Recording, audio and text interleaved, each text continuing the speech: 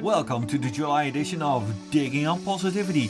Time flies when you're having fun and fruit flies like a banana. This episode is filled to the brink with charities because boy you love being busy. Our guest is one of the most known mice from the Netherlands, Miesdo Mouse. We have a few announcements to make, and if you like the British furs, you should definitely want to watch till the very end of this video. From now on, you can also become a member of this channel, and usually you can see the episodes a wee bit earlier, just like all my other supporters. But of course, you know the deal, like and subscribe, and I would love to spread the positive goodness from this fandom a little bit further thanks to your help. And now, the charities, because boy, there are a lot of those this month. Brasil's finest FurCon, Brasil FurFest, raised $5,548.30 for SOS Vida Pet. And they collected 350 kilos of pet food. A big congratulations to the 911 attendees that made this all possible. They also announced next year's guest of honor, Telephone. I'm curious to see this will all mixed up with our haunted hotel team. Meeps, known for going to unknown heights in one of Basil's oddly shaped rockets, was streaming for a month with all sorts of antics for Together with Pride, with antics in Link, Ring Fit Adventure and more. They raised $7,001 for the Trevor Project. Hi everybody, welcome to the AC Blockparty, where all the locals from Pittsburgh come to see us, and boy are the locals great, we love them! One of the oldest furry conventions, a staple of the fandom, Anthrocon, where 13,644 attendees raised $52,000 for the Rabbit Wranglers, a lovely organization dedicated to help the abused, neglected and abandoned rabbits and to educate the public about our happy companion animals. Husky, known for his big bappers, fell on hard times due to a total ankle replacement surgery. The fandom came together and raised over $3,765 to date. In Canada, we had Furry, where 1,594 critters raised $12,601 for the Greater Edmonton Animal Rescue Society, also known as GEARS.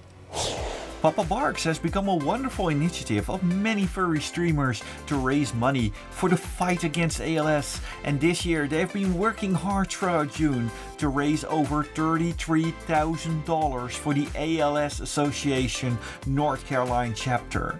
And as of the making of this video, that number is still rising. At the first edition of the Las Vegas FurCon, furries raised $150 for Trans Pride.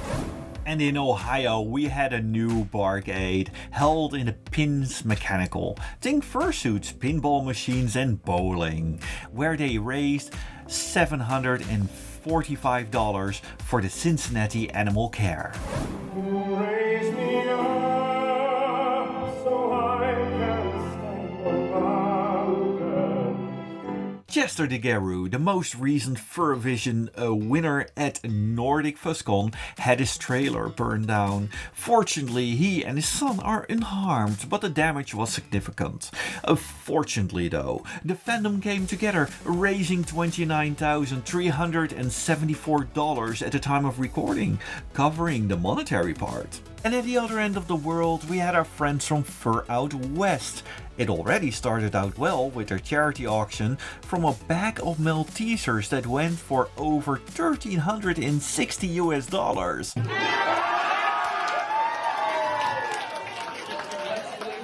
And in the end, 242 sets of paws raised $9,826 and 23 cents for Friends of the Western Ground Parrot, an organization devoted to save this parrot from extinction. Especially with the recent bushfires, their help is direly needed. And last but certainly not least, we have Anthro Weekend Utah, where they raised $26,572.11 for Wild Wonders, an organization devoted for caring and nurturing wild animals that were injured, orphaned, or no longer able to be reintroduced back into the wild. With all these wonderful donations, the amount covered by us this year has crashed past the $800,080 mark. And of course, in December I will release the charity index with all the sources, and from the looks of it, we're going to make history this year. So hyped! We all had that moment behind the claw machine at the fair, where you just couldn't get it. Well, at the Chinese held universe, you could literally become the claw, and the results are hilarious. I would love to see this at more conventions. It is both adorable and awesome. A bit back we had their looks on the show with Pawperty Damage, and they are still working on the game. A new update will feature Steam leaderboards. There won't be a global leaderboard because as their states, they are quite easy to manipulate. But you can certainly compare your scores with your friends. The itch version of the game will keep offline records. Throughout the fandom, we have many who are archiving our history, from Ash Coyote to Kite, but the latest in the line is Game Popper, and he recently released a book. Hello there, I'm Game Popper, and I recently released my book Furtannia, The History of the Furry Fandom in the United Kingdom. This book covers more than 3 decades of the furry fandom, but from the British perspective. This covers from the early days where a handful of furries hung out at someone's house and read fanzines, evolving to various fur meets, and eventually to massive furry conventions like Confuzzled and everything in between. The book is available at the following channels through Uncle Bear Publishing. I would be grateful if you could check it out, buy a copy, and let me know what you think. I always had a warm heart for the British furries, from my time at the earlier conventions like RBW, the local Scousers, the wonderful time at Cardiff, and for that, not only am I going to give away one book, but Game Popper will be my guest for next month. Stay till the end for more info. I always do love birds, and I think they could use some more love in animation. Every now and then we have a pleasant surprise like Lord Shen from Kung Fu Panda, but then it dies down for a bit. But later this year we have Migration, which is about ducks trying to migrate, and at one point they end up in the big city where a pigeon is going to guide them. From the trailer, it looks like Illumination is going to play it safe, but perhaps the Super Mario movie did make them a bit bolder. Time will tell if this movie manages to convince people to migrate to theaters this Christmas. We are living in interesting times for animation fans. We have seen a whole slew of fresh styles, like the Mitchells vs. the Machines, Into the Spider-Verse, the new Ninja Turtles movie, and now we have The Monkey King, based on the classic Chinese fantasy epic, The Journey to the West. The trailer looks promising, but we know its distributor Netflix is sometimes a little bit of a hit and miss. Our main protagonist, the Monkey King, is on a quest to beat 100 demons and the Dragon King, but will he be able to beat his biggest foe, his own ego? The movie will premiere on August 18th on Netflix. Every now and then we have a wonderful art meme online, and last month it was turning trains into dragons. I really enjoyed the creativity within the fandom, and it looks like it originates from the now slowly reviving Tumblr, from a post by Butch Dragon Girl. There's even a lovely Telegram group that keeps track of them, and I absolutely love it. Here in the Dutch furry fandom, the dragon trains gained quite some traction, and the artist Tivitari certainly boosted the meme with some amazing designs.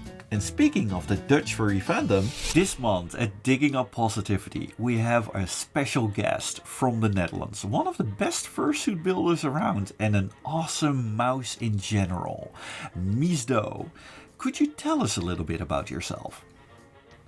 Well, hi, first off, like, you're flustering me right now, like, oh my god. But I'm Miesdo, or better known as Missy, or whatever. Like, I live in the Netherlands, like I've already said, and I'm currently 24 years old. I'm a fursuit maker. I'm a fursuit artist. I do this for like 5 years now. Oh, and I'm a mouse. Yes, that's like the thing people know me about. The blue mouse with the glasses. That's me. Hi, welcome. Yeah, the blue mouse with his square glasses. And the way you're talking now, it really is as skitterish as a mouse. You go left, right, left, right, left, right. But with this, how did you get to know of the fandom? How did you become the mouse with the square glasses?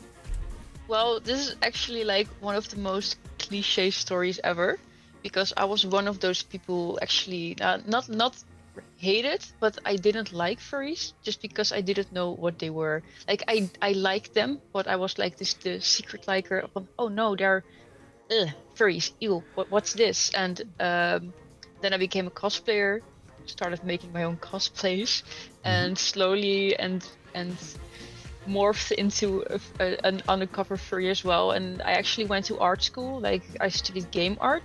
On my study there were like a few friends of mine who were furries as well. That's when my hate started to like how do you say that, like Diminish. I didn't hate them. Yeah. Exactly. I was becoming kind of curious and going to conventions and cosplay, seeing actual fursuits. I was super interested in them, and I always shout out to her. But Karma, that's the suit of Neo the Dutchie. That suit just completely changed my mind, and I was like, yes, I want to. Like, she is like one of my biggest inspirations, and she not really got me into the fandom, but her suit kind of did. And then I just went around and started making like my own character, and I became the mouse. And that Dutch angel dragon was your inspiration to start building fursuits yourself? Well, yes, she did. But I already I started making cosplays, like I said before, but I cosplayed like a character from Five Nights at Freddy's, and I made my own hand puppet, like Bon the hand puppet. I made it itself, and for the head and actually the other body parts, I used how do you say that, techniques they use for fursuit making as well. And my friends who were furries already, they didn't have a suit, were like, oh my god, you know, they make like suits for this, and they use the same techniques, and you should try to make that, and blah blah blah. And that's actually how I started making that as well. Like, at that point I didn't even have my character yet. I didn't even know what I wanted to be. So actually, like, making the fursuits and becoming part of the fandoms started at the same point, because that was the time. Like, I didn't want to make something for anybody else before I tried it, because I'm not comfortable with doing that. So I just started like sketching, and eventually came up with the mouse, and with Missy the mouse, and just tried making the suit. And it took like half a year for only the head, but it came out actually really good. And my friends were like, we really want to get a suit from you, and that's how I actually became a fursuit maker, and never stopped from then. So yeah, because quite some fursuits are coming from you. I saw some very nice examples. But what fursuit that you built so far are you most proud of? Well, first off, thank you.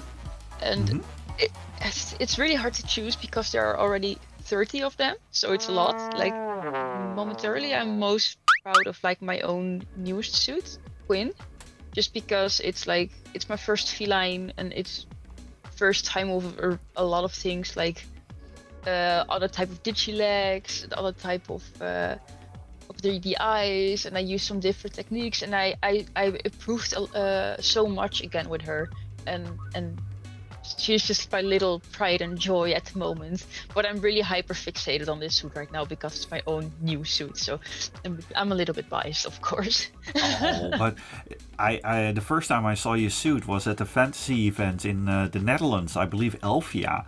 But you stood out. You were stealing the show. It was amazing to see, and those pictures that we got together, I must admit, they are my favorite of the entire event. Ah, thank you so much. I'm really bad at taking compliments, first off. I'm trying my best, but I got so many compliments and I was like, oh my god, like I'm even with customers and everything, I'm always like, hey, it's most important that you like the suit, and that's like my goal. But hearing that everybody around me also enjoys the things I make, it's like I really can't explain into words how much that means to me and how much I appreciate that. So thank you. And with that, we get to the one of the staple questions. What has been your favorite moment in the fandom? There are so many great events and there are so many great opportunities, and I think like I can't decide because everything is so different. Like I love hanging out with my friends, I love making fun with my friends, I love doing like the bigger cons, and that's like really friend focused. But I also do really enjoy having a fur walk or a charity event or smaller events like that, just because you can bring the joy to other people and seeing the kids smile. Like I'm really not a kid person, like definitely not, but seeing kids smile whenever I am in fursuit and interact with them and see the little smiles on their face and be happy, and that melts my heart so bad. And that's like wonderful. But also in the other way around, like with friends and you make them happy with the food. Like generally everything with fursuits, when I can make someone happy with my suit, I'm happy. Oh, and when it comes down to those little events that you were talking about, a lot of people know you from university. Could you tell a little bit about that? Yes, like we hosted the first event in 2019. It's like small gaming event. Like we hosted it in the National Video Game Museum in Zoetermeer, and which is like, I say small, but I think it's actually a pretty big museum with all like arcade casts, and there's Wii and Nintendo Switch and all that kind of consoles and different games, whatever, like all older video games. And we get there and we had like an event where we could walk around in our fursuits playing those games, and overall it was really fun and just really amazing event. And like a friend of mine, Topsy and Ranfox got the idea and we worked it out, and it was actually really amazing. Sadly not really part of the staff anymore, but all on happy ends, still helping. But sadly it isn't this year, and like there have been 3 editions, and the 4th edition is hopefully gonna happen next year again, and I'm so willing to help and be there again, and it's so much fun. And if you haven't heard of it already and it's gonna come again, please go. Like I highly recommend it. It's one of the most fun events in the Netherlands, if I say so myself. Oh yes, I am really looking forward to the next edition in 2024, and I am definitely going to be there. Do you have any recommendations for people who just got in the furry fandom? Actually, one of the first things I always say is you don't need a fursuit and you don't need a character to be part of this fandom.